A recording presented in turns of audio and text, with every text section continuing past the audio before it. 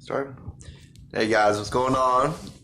I know I ain't left a video in a little while. Well, there was a reason for that.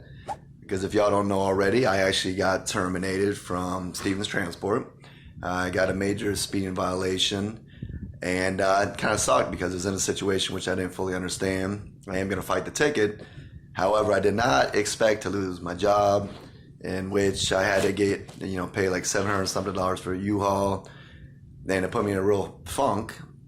But actually, let me rephrase that.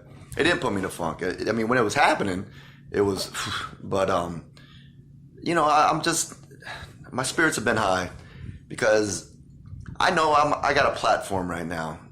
And when I say I have a platform, I don't mean a platform like I need attention from it. I mean a platform because something came to me and to a point that I became an author. And I mean, come on, guys. I don't even like to read. But this was a real thing, and it was really enlightening for me, and it changed my ways. But the real reason I'm here today to talk to you guys is, I wanted to tell you about somebody, because the book should be out within a couple days, if not a week or so. But it is, it's finally going to be here. And there's something that I do not want you guys to pass up on. It's only a page, or I think it's on the first page. I don't have the book right with me right now, but it's a person, because I dedicate the book to a couple people: Trayvon Martin, the grimy girl, the Pulse victims. Which, by the way, that picture, I was actually working right next to this. That was a picture I took. I said Trayvon Martin, and obviously Kaylee Anthony. But the other person on there that you might not recognize was somebody that I want you to recognize. I need you to recognize, because this was somebody special to me. This was somebody that graced my presence one period. I knew him for one period in high school, and I'll never forget his name, and he'll always be somebody important to me. I mean, do I remember his name because he had my father's first name, Lee? Maybe. But what I really remember him for is he came to me with a message at a moment that I needed a message. At the time, I was in a class called Compact. This is in Colonial High School in 1994. The class was for kids on the verge of expulsion. Kids that, they still had hope in, but were struggling. And the truth of the matter is, I in ninth grade, I had like a 1.0 GPA. I had at least 25, 30 referrals, but I only turned in 18. And even more so, I was having a lot of trouble at home. And at this time, I'm not sure if it happened right before or after I ran away, but I believe it happened. I believe it happened after, but I'm not 100% on that. But I knew right around the same time frame, I did end up running away. I ended up living with a friend of mine, Ulysses Ortiz and Saul. And, the mother, took me in. She actually remembered me in 8th grade playing basketball. I'll never forget. She was like, "Oh, gringo, tila bola muy bueno." And I just never forget how she accepted it. She let me in. And yeah, it sucked sleeping 3 teenage boys to a waterbed. That sucked. But I knew at that point in my life that I needed to, I feel like I had to prove something. I feel like I had to prove that I wasn't stupid. And I feel like, I needed it. I needed just something. And that something became Norris Rayam. He was a gentleman that came into our class as a motivational speaker. And he caught our attention like that. And I don't know if it's because he said that he was friends with Wesley Snipes. But, that's where Wesley was the man. But it was beyond that. It was this glow he had about him, this charisma. He had this beauty to him, and he gave us the speech about the pebble moving mountains. And I still, to this day, I have the poster thing that he had given us, and like it was compact class, but I wrote down what he said, and that's something I never let go of. And this is how the story went. So he comes in, he gives us this great speech, how he went to Jones High School, and he's telling us how he just had a book come out, and he was showing us it was actually a book of poetry, and he ends up telling us how he's about to go on his honeymoon, and how he's just so excited.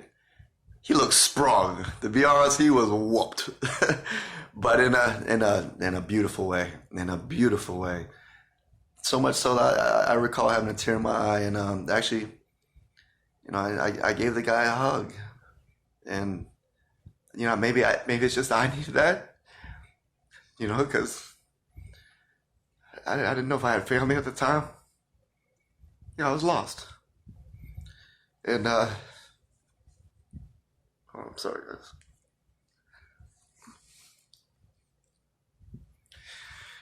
I appreciated him dearly, and the sad part of the story is a week later. I'll never forget walking by a TV and hearing his name. It must have been the news on, which I never pay attention to the news like that. Just like with the Casey Anthony case, somehow things have come to me, and this was one of those things. And I heard his name, and I never forget walking into TV and hearing that he's no longer with us. And then later on reading, that some panhandler asked him for money. He gave the guy like $5, and next thing I know, they followed him up to his house and it took his life. And just remembering this guy, I just met him a week earlier. He really, motivated me, and he was inspirational. He had that glow, and that, I'll tell you, man, he lost his life at a point that I don't think he could have ever been any happier. And I think that's what we all dream of. But I don't think he should be forgotten, and I never did. I never forgot him. So when I did finish the book, me remembering how he did his book, it was important for me to reach out to his wife, and it was actually pretty easy to find her because she got remarried. She kept his last name in honor of him, and so I sent her my original book, which I don't know how she took that one, because it was at a point before I made a lot of fixes to it. When I say fixes, I mean fixes from within that came out through the book, because I started finding peace within myself. I started realizing how blessed I am.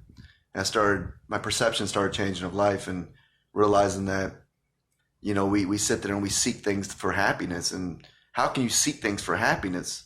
That should be natural. And when I say it should be natural, is that you should realize that you're so lucky. You are so blessed to be here. I mean, just know how many things had to come together to make you? To make you? It took me so many years to realize that.